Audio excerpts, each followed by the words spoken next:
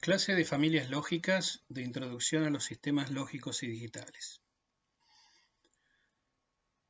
Lo que vamos a ver en esta teoría es todo lo relacionado a de qué manera se pueden llegar a implementar físicamente las compuertas, flip-flop, contadores, registros de desplazamientos y otros tipos de circuitos que hemos visto hasta el momento.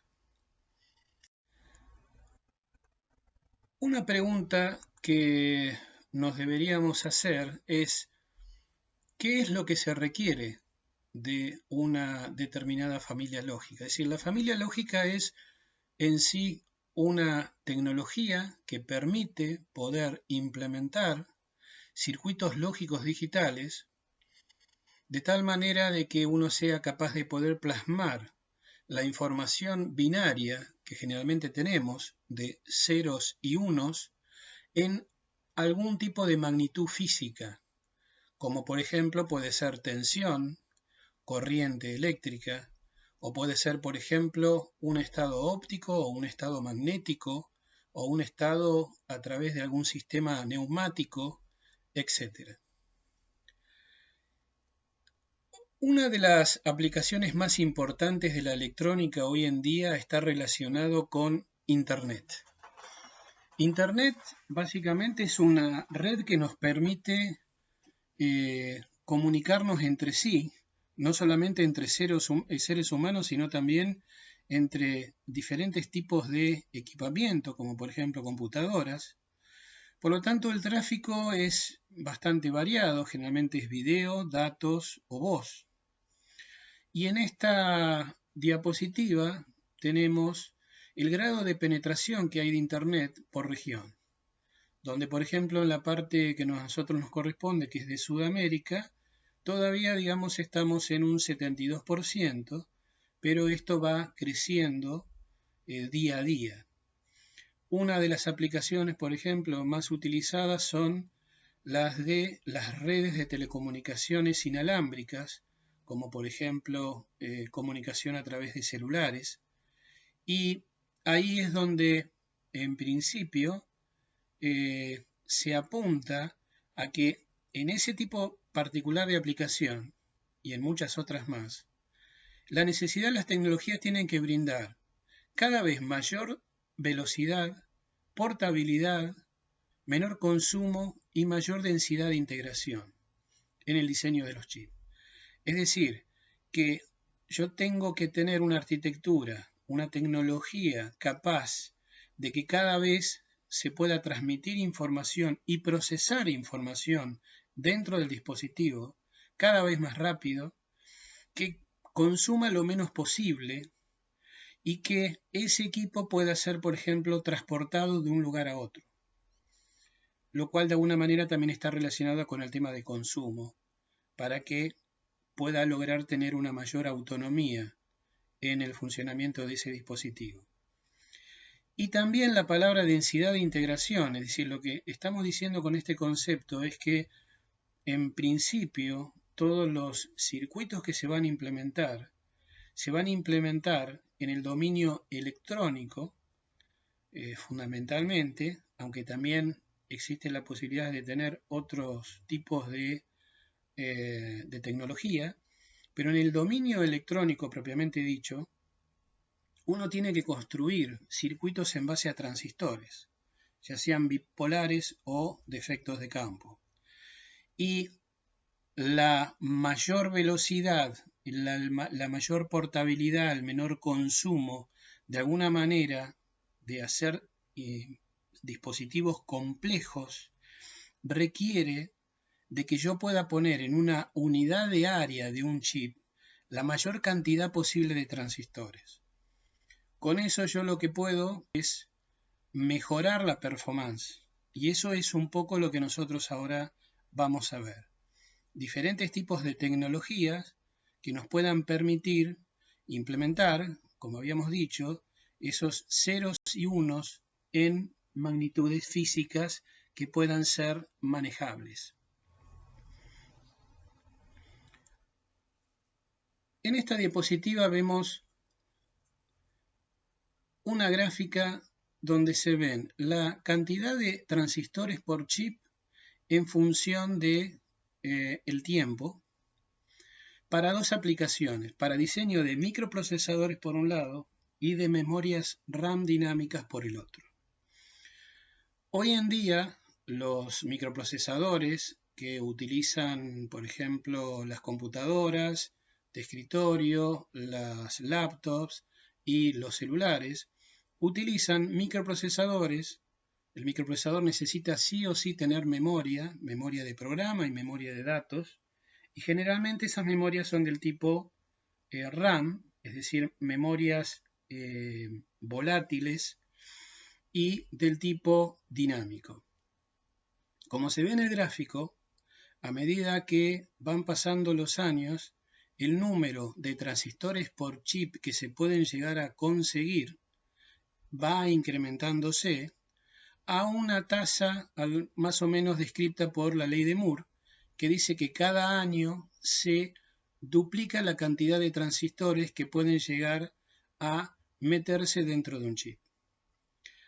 Hoy en día estamos en una etapa donde, por ejemplo, AMD el año pasado ha lanzado un microprocesador con una tecnología de transistores cuya longitud de canal está entre 7 nanómetros y 12 nanómetros, donde es posible albergar hasta 40.000 millones de transistores, e Intel en el último cuarto, digamos, del año pasado, lo hizo con tecnología totalmente de 10 nanómetros. En el gráfico que se ve abajo, en realidad las fotos que se ven abajo, lo que se está describiendo de alguna manera es, dado un diseño específico, cuánto ocuparía, digamos, en área, dependiendo del año. En el año 71, por ejemplo, se ve el tamaño de un determinado diseño hecho en un chip con una tecnología donde en ese momento los transistores podían tener un tamaño de alrededor de 10 micrones. En el 2019, con tecnologías ya reportadas de transistores cuyo tamaño es del orden de los 5 nanómetros, se puede ver de alguna manera cuál sería el tamaño para ese mismo diseño, pero que obviamente se va a reducir dramáticamente porque el tamaño del transistor pasó de los 10 micrones a los 5 nanómetros. Y en un futuro no muy lejano, podríamos llegar a tener valores en orden de los 3 nanómetros, con lo cual el mismo diseño podría ser implementado con un tamaño mucho más pequeño.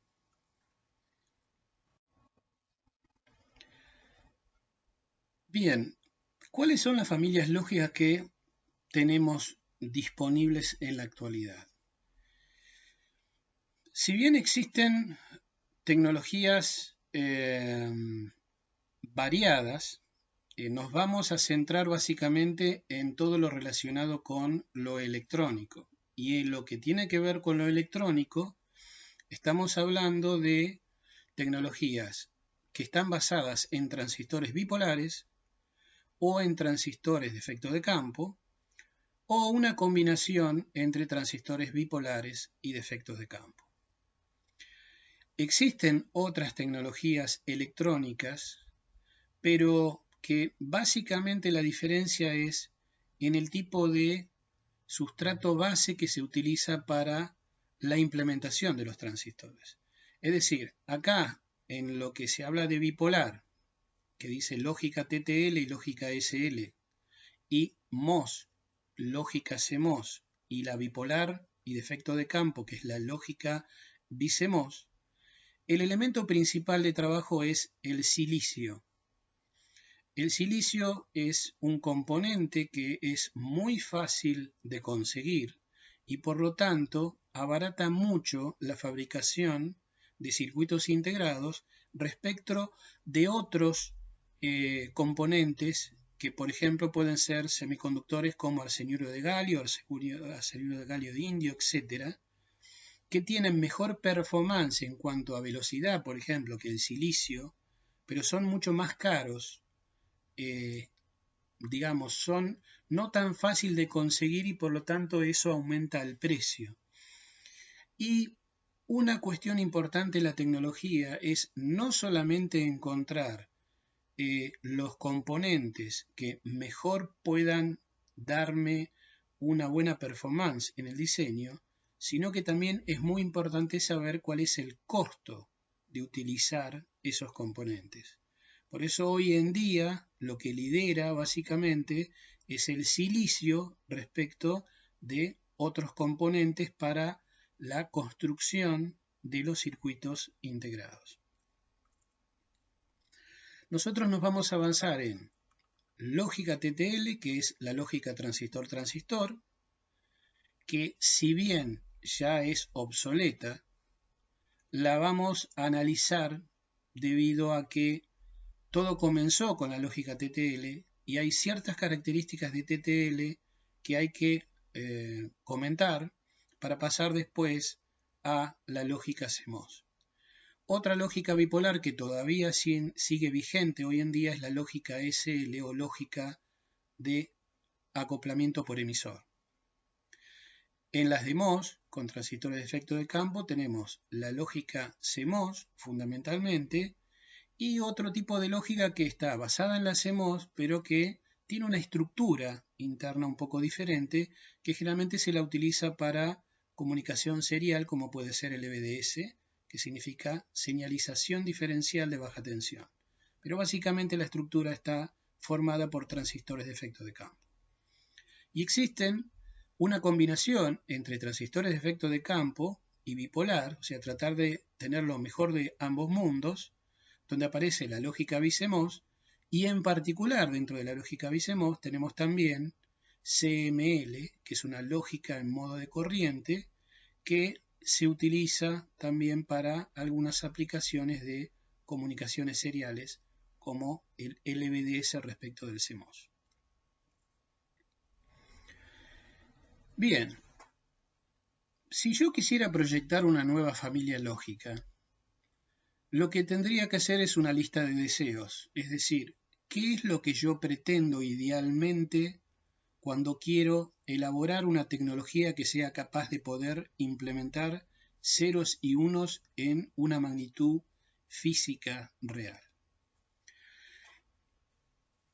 Lo primero que yo necesitaría es que la velocidad de respuesta sea infinita, es decir, los retardos sean nulos. Es decir, si yo tengo, por ejemplo, un inversor y estoy trabajando con tensiones de entrada y tensiones de salida, que generalmente es lo que las familias lógicas electrónicas hacen, es decir, manejan tensiones en vez de manejar corrientes, por ejemplo, aunque también existen esos casos de tener, por ejemplo, salidas en corriente y no salidas en tensión, pero nos vamos a centrar fundamentalmente en el manejo de tensiones.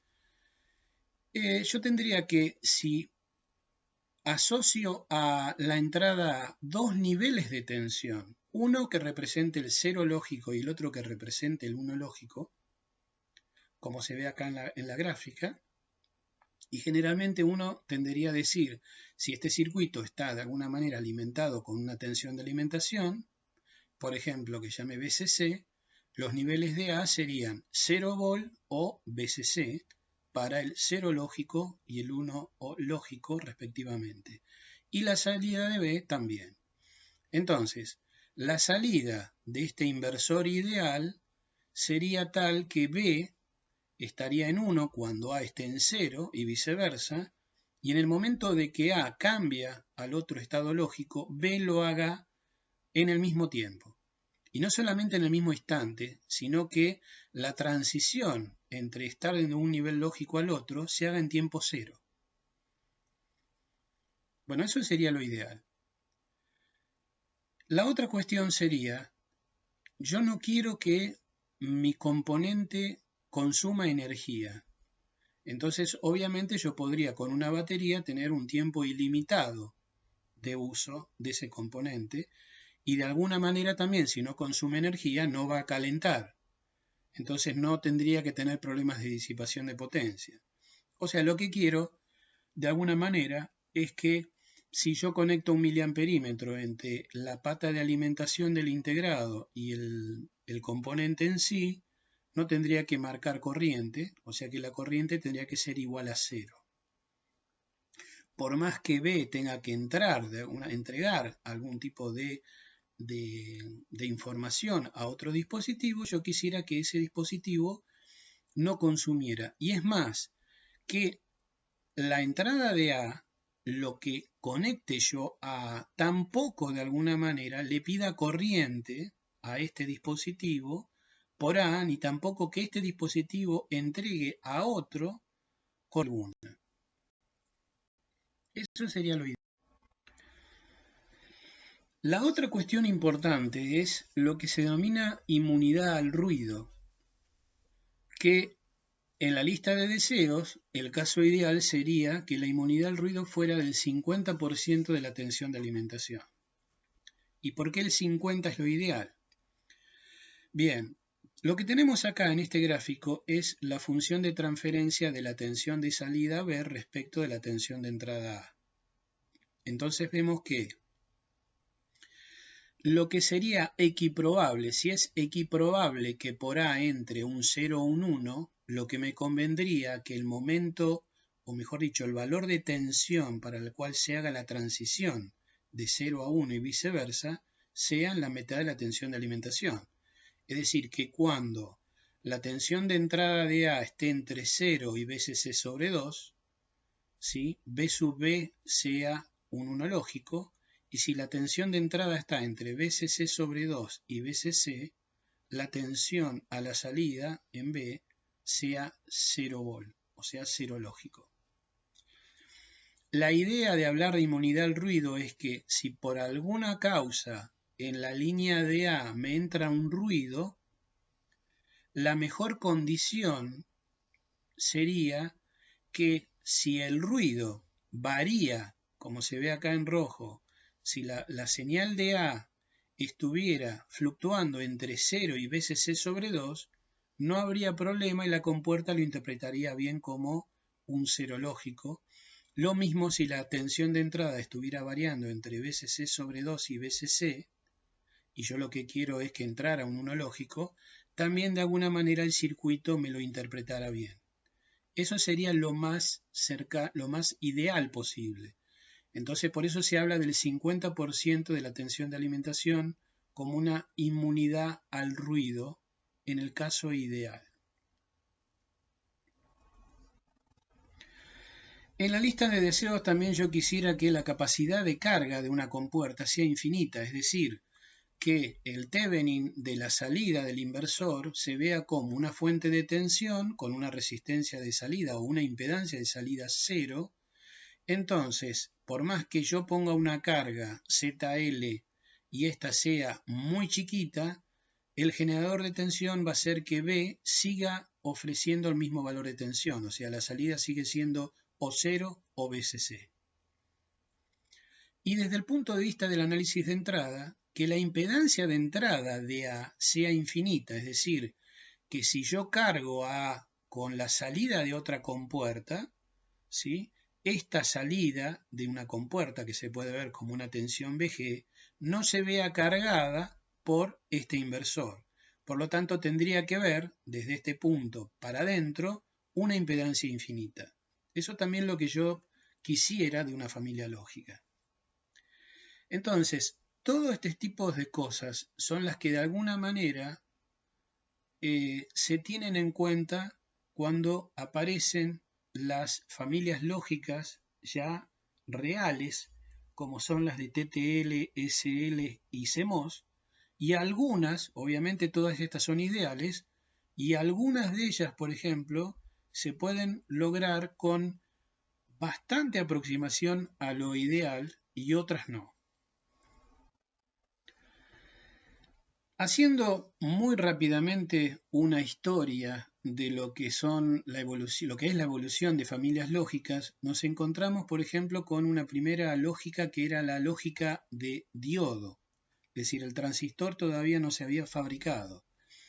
Entonces, en este caso, se ven una implementación de dos diodos y una resistencia, donde acá las entradas lógicas A y B eran valores que podrían fluctuar entre más B y menos B de alimentación. Más B era un 1 lógico y menos B era un 0 lógico. Entonces, por ejemplo, este arreglo de dos diodos y una resistencia hacían una función OR, y este otro circuito, que es algo similar, pero obviamente que la disposición de los diodos son diferentes y la resistencia está conectada ahora más B, haría las veces de una AND. El problema que se tiene con este tipo de estructura es que, primero, no se pueden hacer negadores, no se puede negar, y eso evidentemente ya me limita enormemente el aplicar cualquier tipo de función lógica si yo no puedo hacer negadores. Y el otro problema es que a medida de que vaya encadenando, poniendo en cascada, se me va degradando la información. Fíjense acá, por ejemplo, el caso de tener esta compuerta OR unida, por ejemplo, a una AND. Entonces, el problema que se me suscita acá es que si en un momento determinado, por ejemplo, tengo A y B igual a 0, A y B igual a 0, y C vale 1, ¿sí?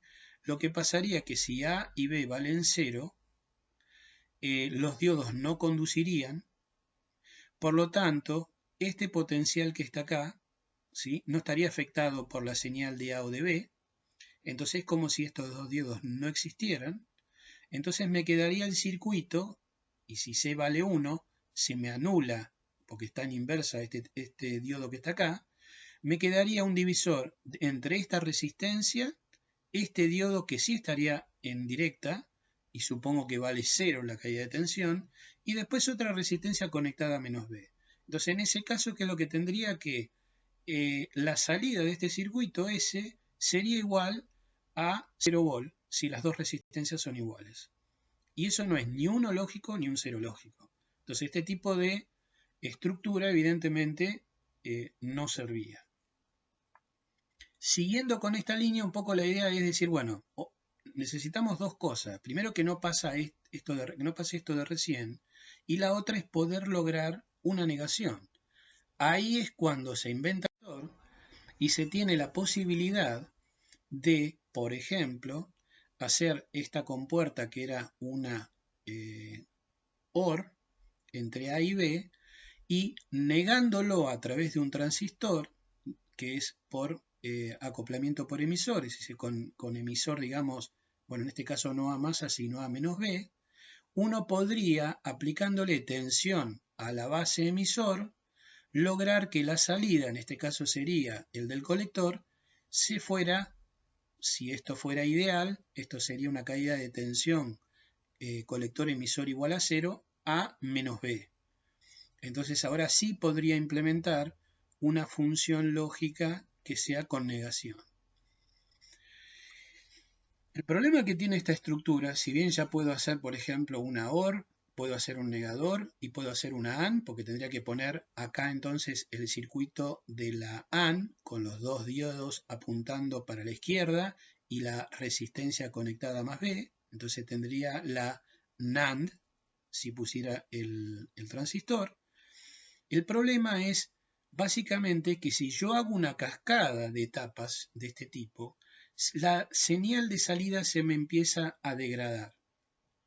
Y acuérdense que yo idealmente lo que quisiera que en todo dispositivo la salida, un 1 lógico sea la tensión de alimentación y un 0 lógico sea, digamos, el valor más negativo posible. Eso no se puede lograr inclusive con esta estructura.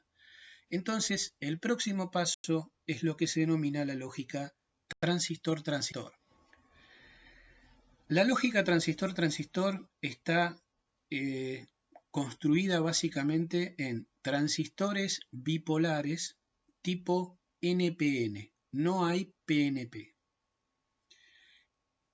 Y no solamente con transistores, sino también con resistencias y en algunos casos diodos. La primera lógica que apareció fue la denominada 74, y este número 74 lo vamos a ver inclusive hoy en día, aunque TTL ya de alguna manera no se utilice, CMOS en particular, y vamos a explicar por qué razón, que es lo que hoy sí se utiliza, la tecnología CMOS, suelen tenerlos integrados con el número 74 al comienzo. Bien, volviendo a la lógica transistor-transistor, TTL. Empezaron a aparecer una serie de circuitos integrados con la denominación 74. Debido a las características que vamos a mencionar ahora, se trató a lo largo de la evolución de TTL de poder conseguir dos cosas. Transistores, digamos, o mejor dicho, circuitos integrados basados en transistores que hagan que las compuertas, los flip-flop, etcétera, todo lo que fuera construido con esta tecnología, fueran en lo posible cada vez con menor consumo, consumiera lo menos posible, pero también que cada vez fueran lo más rápido posible. Es decir, que bajaran los tiempos de conmutación. Bueno, eso comenzó con la serie 74 hasta que apareció una nueva serie donde los transistores bipolares se les adicionaba un transistor, un diodo tipo Schottky, por lo tanto convertían los transistores bipolares en transistores Schottky, donde se podía tener una mejora en cuanto a velocidad y a consumo. Es la línea, digamos, básicamente definitiva con la cual terminó TTL, que era la del 74 Low Power Schottky. Y en esa última serie apareció las que se denominaban 74LS, que era un modelo, 74ALS y la 74F. A partir de ahí, en cuanto a tecnología, los circuitos eran básicamente eran LS, ALS y Fast, no se generó nada nuevo. Lo que sí es que se empezaron a hacer versiones cada vez de menor tensión de alimentación, empezando con 5 volt y se terminó en 3,3 y en algunos casos 2,5 volt. Pero, vuelvo a repetir, en un momento dado, esta tecnología fue superada por la tecnología CMOS.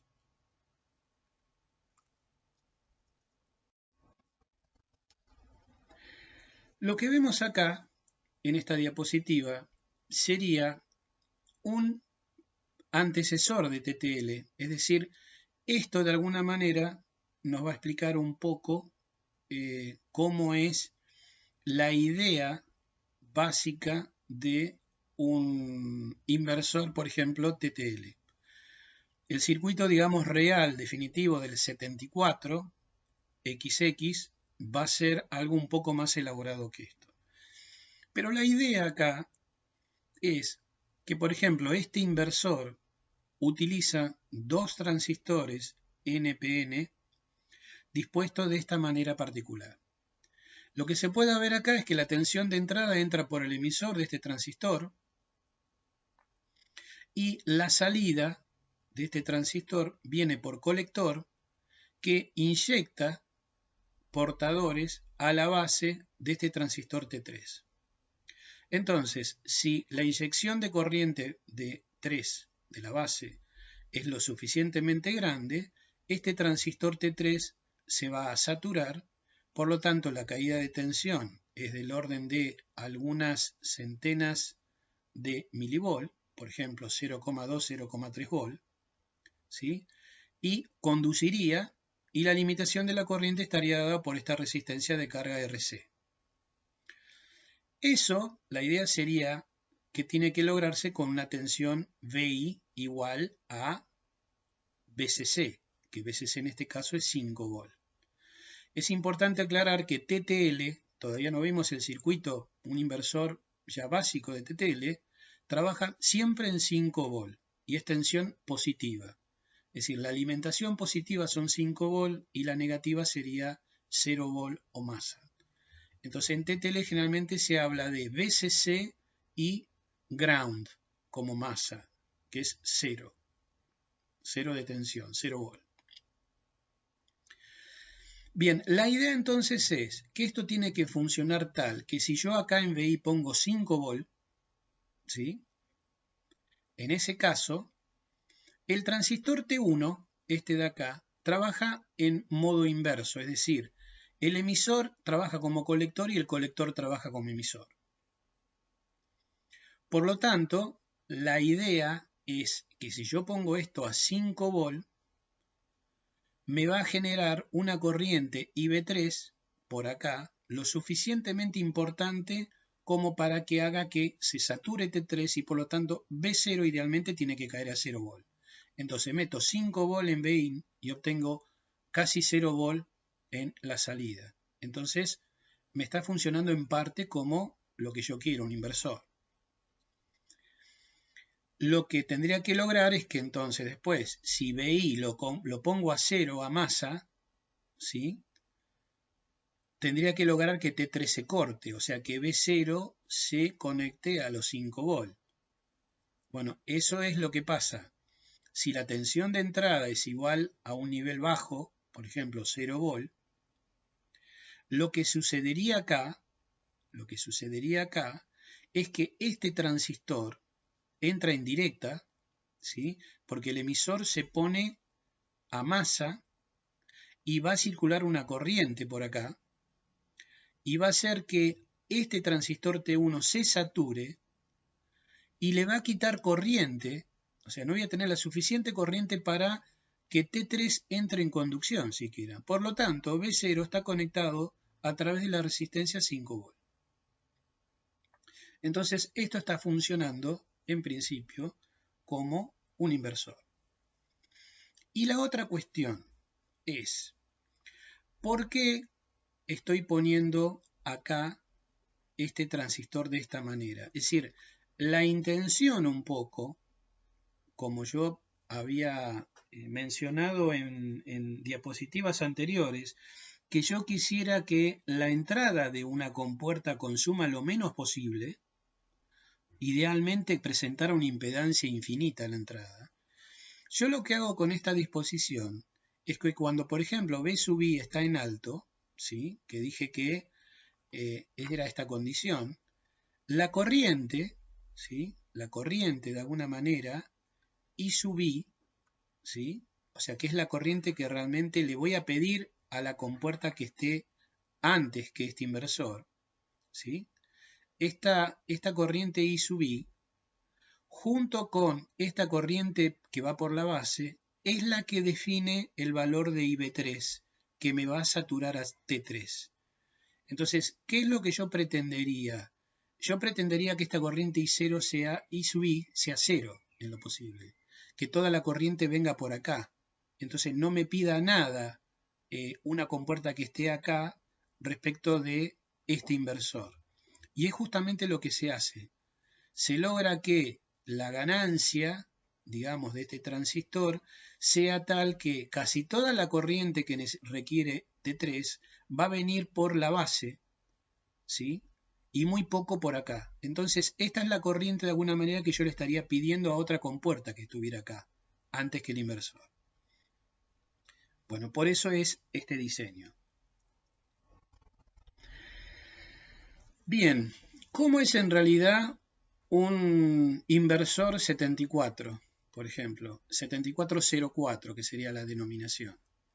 Un inversor está formado por esto. Fíjense que es muy parecido. Tengo este transistor puesto acá, como antes, y la única diferencia que ahora, esta resistencia RC2 que tenía antes, ahora tengo dos transistores acá y un transistor acá.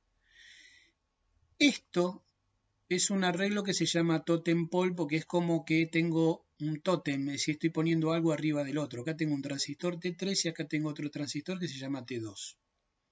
Las bases de estos transistores, ¿sí? Se están alimentando por tensiones que provienen de este transistor, pero del emisor de este para T3 y del colector de este para T2. y que de alguna manera hace que esté trabajando medio en contrafase. Es decir, que cuando, por ejemplo, yo corto a T4, la tensión que tengo acá, esta tensión se viene para abajo, entonces me va a cortar a T3, pero esta tensión se va para arriba, ¿sí?, a los 5 volt, y me hace conducir T2. Y viceversa. Entonces T2 y T3 están funcionando, digamos, como llaves que cuando una está activada, la otra está de alguna manera desactivada. Y este diodo D es simplemente para evitar que cuando esté T3 saturado, T2 también se sature. Entonces yo lo que hago es, le meto un diodo para que la caída de tensión base emisor de este no haga que conduzca T2. Entonces me aseguro que cuando T3 está saturado, no se sature este, y entonces si no llego a conseguir la tensión suficiente acá para que este se sature, mejor dicho, para que ni siquiera se active, entonces T2 se corta. De esa manera yo logro que cuando quiera tener un 1 lógico a la salida, vienen los 5 volt a través de RC2, T3 saturado el diodo, y la tensión que tengo en B0 está conectada de alguna manera más 5 volt. Y cuando quiera tener B0 igual a 0 lógico, tengo que apagar a T2 y tengo que encender a T3, donde B0 prácticamente estará en 0 volt. En realidad bastará la tensión colector emisor de saturación de T3, 0,2, 0,3 volt. Bien. Si analizan un poco el mismo circuito del inversor, uno podría, por ejemplo, ese mismo circuito, en vez de T1, ponerle varios transistores conectados de esta manera, que es lo que se denomina un multiemisor. Y con eso yo lo que podría llegar a lograr es implementar una compuerta NAND. Es decir, poder unir hacer en un mismo transistor, digamos, con multiemisores, y cada una de estas entradas harían que el circuito se comportara como una compuerta NAND. Es decir, que de alguna manera acá yo lo que tendría que hacer es que cuando cada una de las entradas o ambas estén a 1,1, recién ahí yo pueda lograr que la salida sea 0, es decir, hacer que conduzca T4, T3 y por lo tanto hacer que B0 vaya a 0.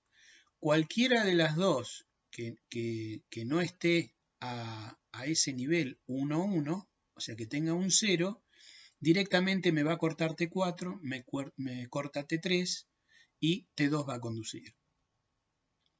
Entonces yo, en forma muy fácil, puedo convertir ese inversor, por ejemplo, en una NAND de 2, 3, 4 entradas. ¿Cómo hago una NOR?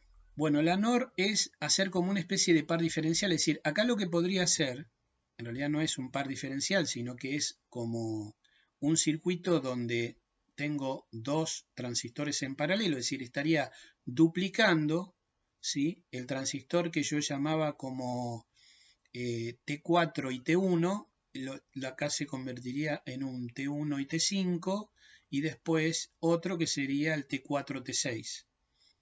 Entonces acá, de alguna manera, o a través de BIN1 o a través de BIN2, si llego a poner un 1 lógico, se puede generar suficiente corriente para que logre saturar a T3 y bajar la tensión a 0, con cualquiera de los dos que se ponga en VCC. La única manera de que este transistor esté cortado y por lo tanto Vout vaya a un 1 lógico sería cuando yo ponga a masa BIN2 y BIN1 simultáneamente. Entonces estoy convirtiendo esta estructura en una compuerta NOR, en este caso de 2 entradas. Recuerden que al principio de la cursada se mencionó el tema que en los papeles parecería como que, por ejemplo, una compuerta AND es más rápida que una compuerta NAND, porque se piensa que a la AND, si uno quiere la NAND, tiene que negarlo. Y uno dice que cada compuerta tiene un tiempo de retardo, por lo tanto una NAND tendría que ser más lenta que una AND. Bueno, desde el punto de vista tecnológico acá en TTL es exactamente al revés. Fíjense que lo primero que se hace es una NAND o una NOR. Y si yo quisiera implementar una AND, a este circuito de acá le tengo que poner un inversor. Entonces tengo el tiempo de retardo de la NAND más el tiempo de retardo del inversor. Entonces la AND es más lenta que la NAND. Lo mismo pasa entre la NOR y la OR. La OR tengo que usar este circuito y ponerle un negador. Entonces la OR en realidad es más lenta que una compuerta NOR.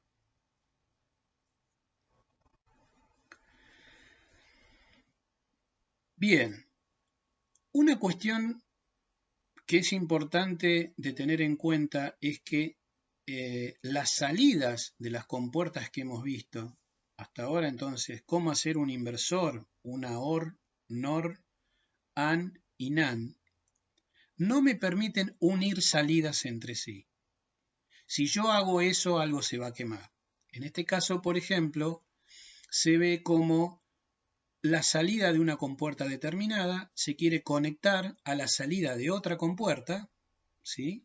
Estamos viendo la etapa de salida nada más.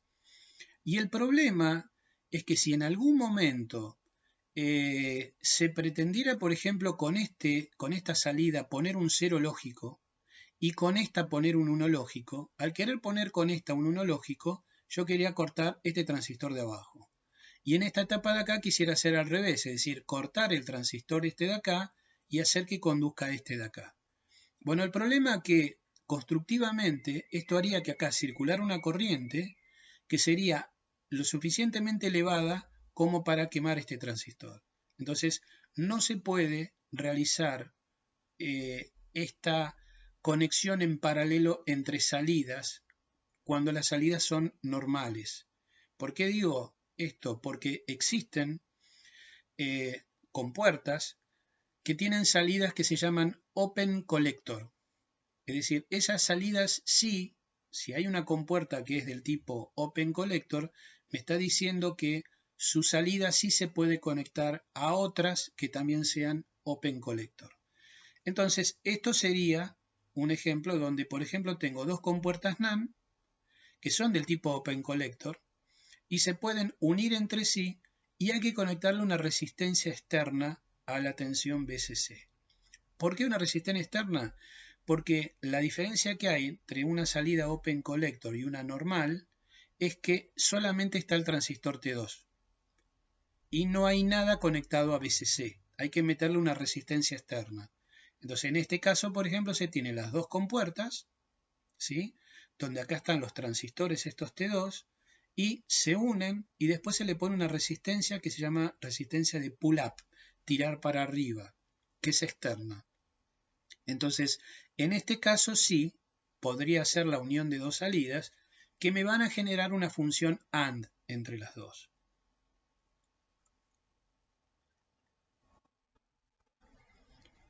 Bien.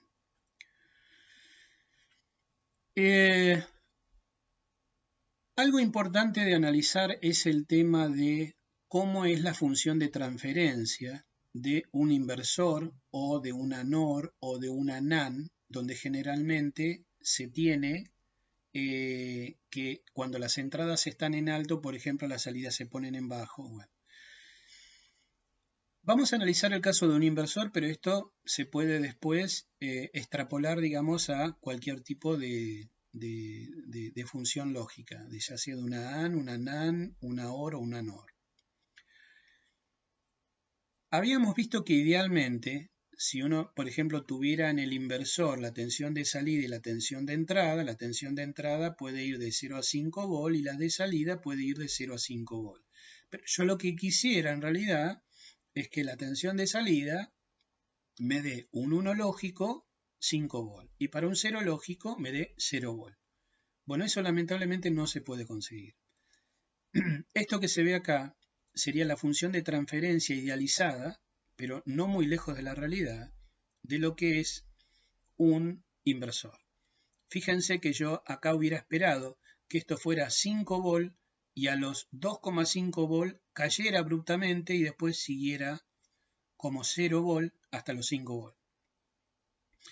Pero sin embargo acá tengo 3,5 volt, una pendiente, o sea, si yo le meto una fuente de alimentación variable a la entrada y la empiezo a variar de 0 a 5, empiezo a tener esta salida, la evolución de B0 con esta salida. Ya no tengo el cambio abrupto en 2,5 volt, sino que lo estoy teniendo en algo un poco menos de un volt. Y recién sería 0 volt, que no es 0 volt, sino 0,2, 0,3 volt, en 1,30 y pico volt. Entonces, esto me puede llegar a traer problemas cuando hablamos del tema de inmunidad al ruido, donde yo lo que pretendía que para tener una inmunidad al ruido ideal del 50% de la tensión de alimentación, la función de transferencia en realidad debería cambiar abruptamente en los 2,5 volt en este caso, que es VCC sobre 2. Esto que está acá a la derecha es, digamos, la función de transferencia típica del inversor, donde si se ven acá existe una zona que dice zona prohibida, acá y acá, y esta sería la evolución que podría llegar a tomar, ¿sí?, en todo este rango posible de valores de la función de transferencia de la salida respecto de la entrada. Y estos valores que están acá, que dicen por ejemplo 0,4 y 2,4, 0,8 y 2, son los valores que habría que tratar de ponerle a la entrada, por ejemplo, y que dé la salida del inversor, para que no tengamos problemas de reconocer mal el nivel lógico. Es decir, esto me está diciendo lo siguiente. De alguna manera el fabricante me está diciendo que si la tensión a la entrada, y esto sería para cualquier compuerta en principio, si la tensión de entrada, que pretende ser un 1 lógico, no baja por debajo de 2,4 volt, anda todo bien, porque esa compuerta va a interpretar bien el 1 lógico. Por otro lado, me dice que si yo puedo garantizar que una compuerta, su salida, no va a aumentar la tensión más allá de los 0,4 volt, todo andaría bien, lo podría detectar bien como un 0 lógico. Entonces, bajo esas premisas, yo lo que tengo que tratar de garantizar de alguna manera es que una determinada compuerta ponga a su salida ciertos niveles de tensión, de tal manera que la entrada de otra que esté conectada en cascada pueda interpretar bien esos unos y ceros. Pero tenemos un problema. El problema es que en general una compuerta sola, y si le conectamos un osciloscopio a la salida, como puede ser por ejemplo esto, que sería el caso de, supongan ser tener tres inversores, donde la salida de uno, ¿sí?, tiene dos cargas, que son dos inversores del mismo tipo, en principio. Este sería el circuito, o sea, el circuito de salida del inversor número 1, que se conecta a las entradas del inversor 2 y a la entrada del inversor 3. Entonces, si el inversor 1 no me da los niveles de tensión adecuados, las entradas de 2 y de 3 por ahí interpretan mal el nivel lógico. Y el problema es que, fíjense, supónganse que el transistor de salida de este inversor 1 está conduciendo, porque yo quiero poner un 0 lógico a la salida del inversor 1, ¿sí? Un 0 lógico acá. Significa entonces que el transistor T3 está saturado. O sea, prácticamente estaría conectado a 0 volt. Serán 0,2, 0,3 volt. Bien. Fíjense cómo viene el camino de la corriente. Esta compuerta, ¿sí? que es el inversor 2, empieza a circular corriente por acá, por la base de este transistor, por el emisor, viene por acá, entra por T3 y va a masa. La contribución que da T3 es lo mismo, hay una corriente que viene por la alimentación, por la base de transistor, por el emisor y viene por acá a T3. O sea que T3 empieza a recibir corriente ahora, no solamente de su propia rama, que es por RC2, ¿sí? Por acá, sino que empieza a sumar corriente por acá y por acá. En ese caso, si yo hago acá una especie de Thevenin, yo esto lo podría ver como que T3 se ve como una, o esta resistencia, porque acá hay una resistencia colector-emisor de saturación. Acá tengo una resistencia, y todo esto también es una resistencia conectada a 5 volt, y de este otra resistencia conectada a 5 volt. Entonces, a medida de que empieza a meter compuertas, por ejemplo, meto otro inversor y otro y otro y otro, la corriente que va por T3 cada vez es mayor y como cae en una resistencia colector-emisor de saturación, este punto de acá, V0 de salida, empieza a aumentar. ¿Sí? Es lo que de alguna manera se trata de ver acá. Cuando en el inversor 1 empiezo a meterle cada vez más carga, el cero lógico hace que la tensión resultante empiece a aumentar, aumentar, aumentar y aumentar. Si vemos por el otro lado, que es, ahora, ¿qué pasa cuando la salida del inversor está en 1 lógico? Cuando está en 1 lógico, la corriente viene por acá, por T2. Y, en ese caso, empieza a entrar corriente al inversor 2 y por acá empieza a entrar corriente al inversor 3. ¿Sí? Ahora cambió el sentido de circulación de corriente. Por eso en la hoja de datos también cuando uno habla de corrientes va a ver que en algún momento aparecen valores negativos. Porque en un caso le entra corriente a las compuertas y por otro lado le sale corriente de las compuertas. Entonces cuando el inversor 1 está en alto, ¿sí? Empieza a circular corriente por acá y empieza a circular corriente por acá. Y estamos en la misma situación, porque el Thevenin de esto se podría ver ahora como una resistencia conectada a 5 volt, donde circula una corriente, y esto como una resistencia a masa, y acá en 3 como otra resistencia a masa. Entonces, a medida de que empiece otra vez a aumentar, por ejemplo, el número de inversores que le quiera meter acá a este punto, la corriente empieza a aumentar cada vez más, y eso hace que el potencial de V0 en tensión empieza cada vez a bajar, que es lo que se ve acá. Empieza a bajar y bajar a bajar. Y el tema es, ¿hasta cuánto lo tolero? Y lo tengo que tolerar hasta que los niveles de tensión del inversor 1 no me comprometan que tanto la compuerta 2 como la compuerta 3 me reconozcan los niveles lógicos. Es decir, si yo quiero poner un 1 lógico y la tensión empieza cada vez a bajar, va a llegar un momento que estas compuertas no van a interpretar eso como un 1 lógico. Vamos a estar en una zona, digamos, de sombra. Lo mismo si era un 0 lógico.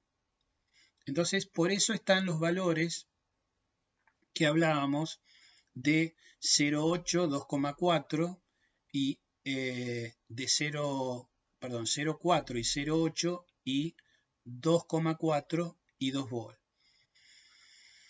Lo que de alguna manera me generan valores límites son estos. Dice, en el estado alto, a medida que se suman entradas, la tensión V0H va a ir bajando.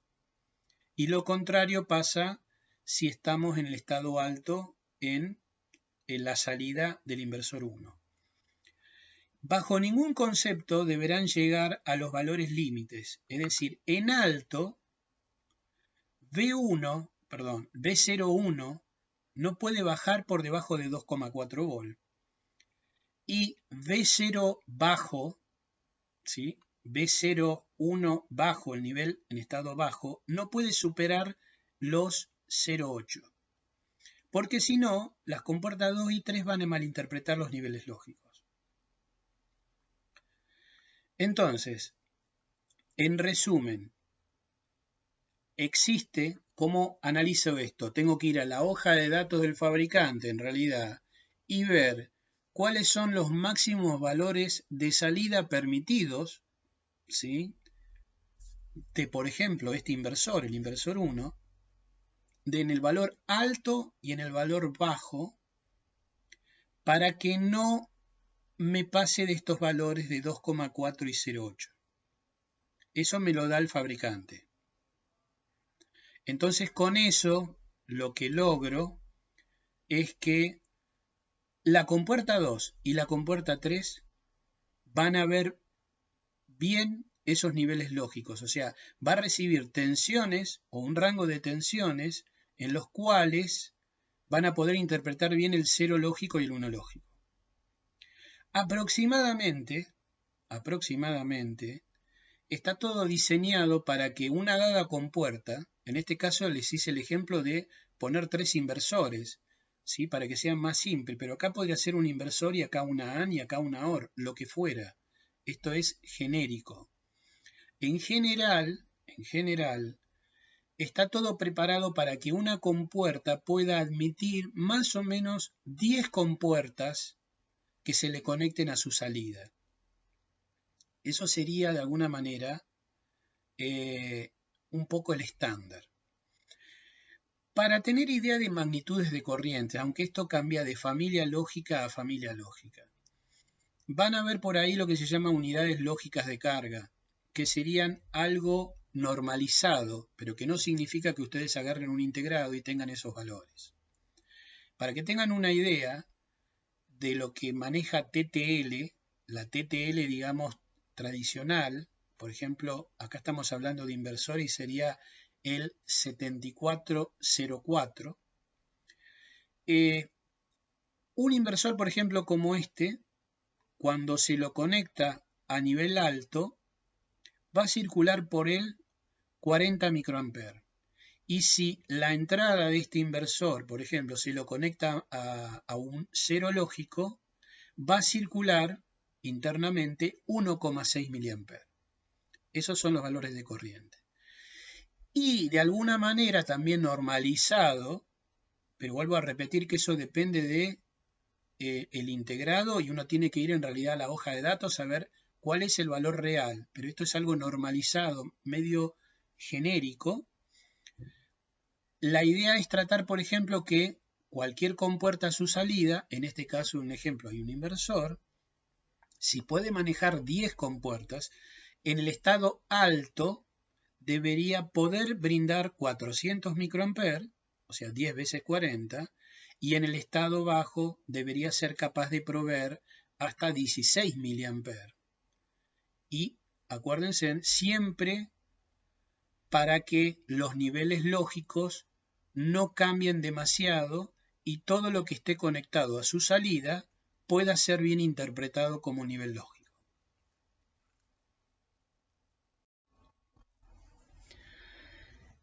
Esto que está acá es un poco el resumen de lo que dije, es decir, si bien hay valores normalizados de carga, pero en la realidad uno lo que tiene que hacer es ver en el circuito si hay una compuerta y esa compuerta está conectada a 8. Entonces tendrán que tener la hoja de datos de las compuertas, de los valores de las compuertas de entrada, cuáles son los valores de corriente máximo para el estado alto y bajo, y la compuerta que va a brindar corriente a otras también tienen que tener los datos de las corrientes máximas que pueden brindar, sin salirse de especificación. Entonces, por ejemplo, siguiendo con esto de los 3 inversores, y vemos esta hoja de datos que es la de justamente el 74LS04, por ejemplo. Esto es algo que ustedes todavía lo pueden conseguir, que es un inversor Low Power Schottky. Si se fijan acá los valores, se van a encontrar, por ejemplo, que en la hoja de datos el máximo valor en alto que puede pedir una compuerta es de 20 microamperes y en el bajo 0,36 miliamperes. En la salida, en el inversor ese que le brinda corriente a otros dos, la salida máxima, ¿sí?, puede entregar 0,4 mA en el estado alto y en el estado bajo puede entregar hasta 8 mA. Entonces, de estas especificaciones, lo que sale es decir, bueno, como tenemos dos inversores conectados a la salida de otro inversor, empezamos a analizar las corrientes. Entonces, la corriente en bajo total de entrada es de 0,72 y en alto 40, porque es 2 veces 0,36 y 2 veces 20 microamperes. Es decir, esto es la corriente total que le estaríamos pidiendo al inversor 1. Y lo máximo que puede ofrecer el inversor 1 en bajo son 8 mA. Entonces acá cumplimos en bajo. Y en alto puede ofrecer hasta 0,4 mA, o sea, 400 microamperes, entonces cumplo. Entonces con esto lo que sé es que el inversor tranquilamente puede conectar otros dos inversores del mismo tipo. Bien, ahora podemos hacer lo siguiente, hacer la división, es decir, como estamos hablando de el mismo inversor que se va a utilizar, porque por ejemplo un chip 74LS04 tiene 6 inversores, ¿sí? Y supongamos que tenemos más chips de estos. ¿Cuál sería el peor caso del inversor 1, por ejemplo? Si le quiero conectar inversores del mismo tipo, que están dados por esta hoja de datos. El peor caso en alto es hacer la corriente máxima que el tipo puede dar en alto, que es 0,4, y dividirlo por la máxima corriente que un inversor tomaría, que son 20. Entonces me dan 20 inversores. Como máximo puedo poner 20 inversores en alto. Y en bajo son 8 mA dividido 0,36, que es lo máximo que podrían tomar en bajo. Y me da 22. Entonces, no le puedo meter 22 inversores, porque estaría cumpliendo en bajo la especificación, pero en alto no. Entonces, acá se dice que el fan out, es decir, la capacidad de corriente que tiene una compuerta en entregar corriente a otras, a las entradas de otras, es de 20 compuertas. Es decir, el peor caso acá es en el estado alto, donde puedo llegar hasta alimentar 20 inversores. Bien, esto es un ejemplo. En la realidad, o sea, si bien esto es la realidad, pero en la realidad por ahí van a tener que el inversor tiene que alimentar a compuertas de diferente tipo, AND, NAND, etc. Entonces lo que tendría que tener es las hojas adecuadas de datos de cada una y hacer siempre las sumas en alto, las sumas en bajo y ver que no me pase de la máxima corriente que puede entregar esa compuerta en particular.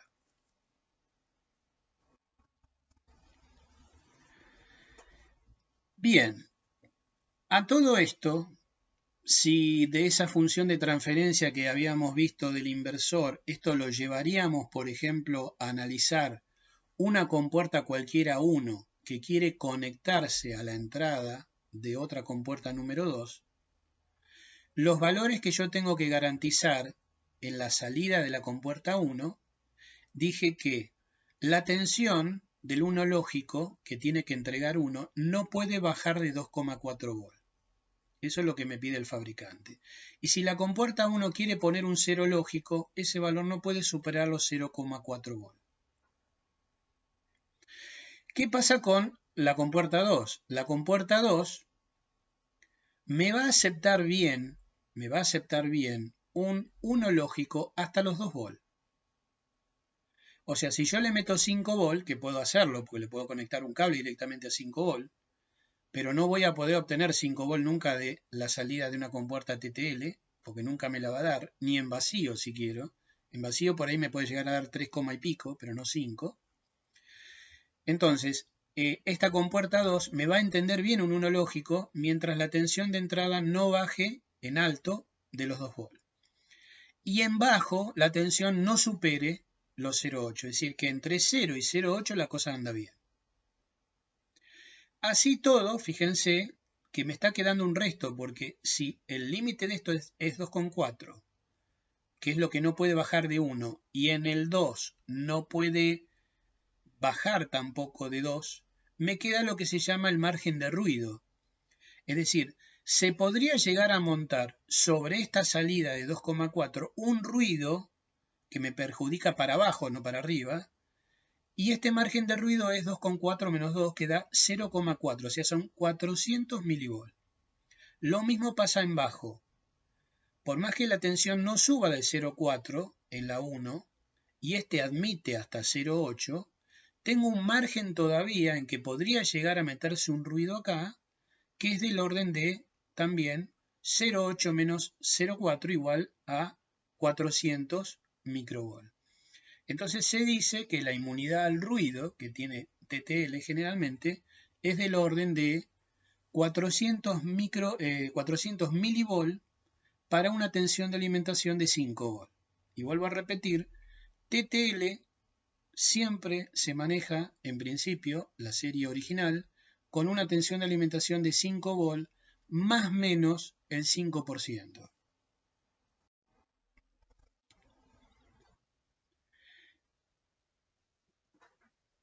Bien, el otro tema es el de tri-state.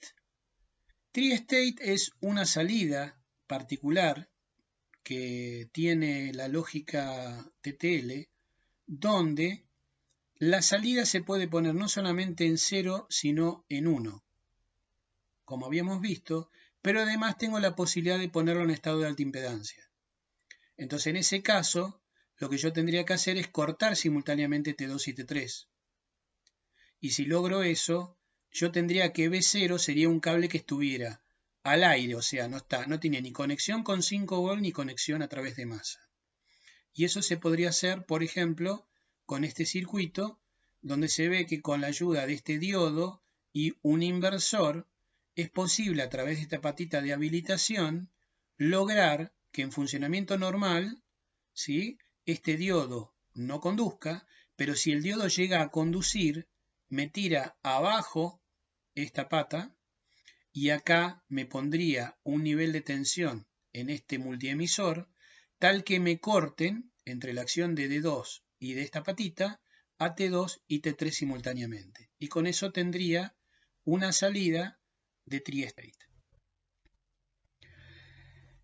Bien, lo que se ve acá es ya de la última serie, subfamilia de TTL, que es el 74LS. Este sería el circuito, digamos, de un inversor TTL, donde es más o menos parecido a lo que habíamos visto antes, pero algunos transistores, por ejemplo, bipolares, están ahora del tipo TTL, es decir, tipo Low Power Schottky. La diferencia es que estos transistores, por ejemplo, todos estos en particular, menos el Q4, tienen un diodo Schottky conectado entre el colector y la base. La intención de hacer eso es que en el caso que el transistor esté saturado, sea fácil de poder sacarlo de la saturación. Lo que se logra con eso es que no quede, digamos, una tensión colector-emisor, digamos, tan baja. Esa es, digamos, la ayuda que se tiene con la versión de Schottky, de lograr por lo menos que los tiempos de conmutación puedan mejorar, al menos en el caso en que los transistores estén saturados. Es decir, se los puede sacar de la saturación, de alguna manera, en menor tiempo que si fuera el caso de un transistor bipolar NPN normal.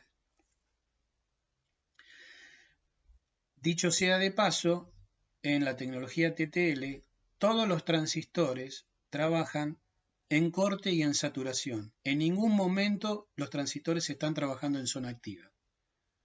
Algunos trabajarán en corte, otros estarán en saturación, pero el funcionamiento siempre es entre corte y saturación.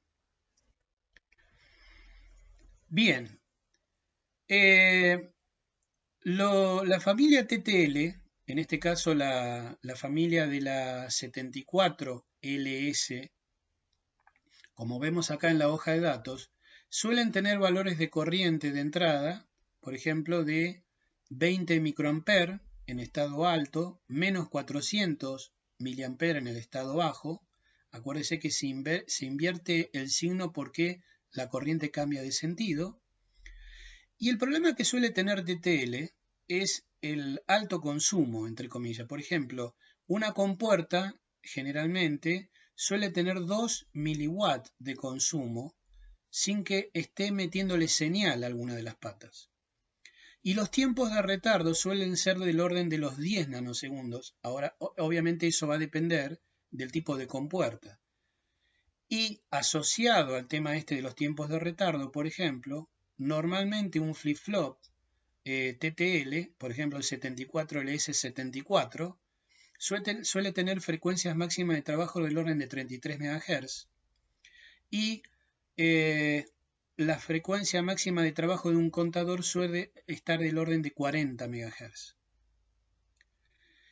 Y otra característica que tienen las compuertas TTL es que son linealmente dependientes de la capacidad de carga. Es decir, a medida que yo empiezo a meter más compuertas a la salida de otra, empieza a aumentar los tiempos de retardo en forma lineal, con lo cual me está disminuyendo la frecuencia máxima de trabajo. Entonces uno tendría que evitar innecesariamente tener que andar cargándolo en exceso. Bueno, acá tenemos la información, por ejemplo, de la 74LS00, que es la hoja de datos, que tenemos 4 compuertas NAND de 2 entradas, donde los tiempos de retardos son del orden, dependiendo es de alto a bajo, de bajo a alto, que cambia un poco, entre 9 y 10 nanosegundos.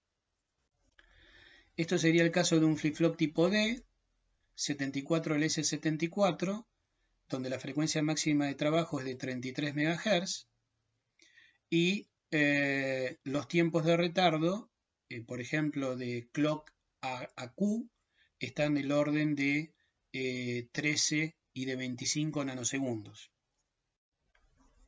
Un contador, como el 161, ya sea el binario o BCD, 161 y 163, tiene una frecuencia máxima de trabajo del orden de típico 32 MHz. Y por último, en esta parte de TTL, mostrarle cómo serían los circuitos, por ejemplo, de compuertas NAND de 2 entradas de la subfamilia Low Power Schottky. Aparte de la LS está la ALS y la F, o Fast, donde la Fast es la más rápida de todas. Y en ese caso, digamos, estos serían los circuitos asociados. ALS es más rápido que esta, es más rápida que la LS y tiene mayor margen de ruido que la LS y que la Fast. Y aquí vemos una tabla de comparación entre lo que sería la subfamilia LS, ALS y Fast, donde por ejemplo podemos ver que en la Fast el consumo estacionario, es decir, sin generar señales a las entradas, es mayor en la Fast que en la LS. En la LS es menor, o sea que el consumo es menor en ALS. Los tiempos de retardo son mayores en LS y más rápidos en Fast, pasando por la LS, o sea que la LS es una intermedia. Y lo mismo, relacionado con el tema de los tiempos de retardo, están las frecuencias máximas de trabajo, donde por ejemplo con la LS podría llegar a tener un flip-flop tipo D de hasta 33 MHz de frecuencia máxima de trabajo, y con la Fast podría llegar hasta 125 MHz.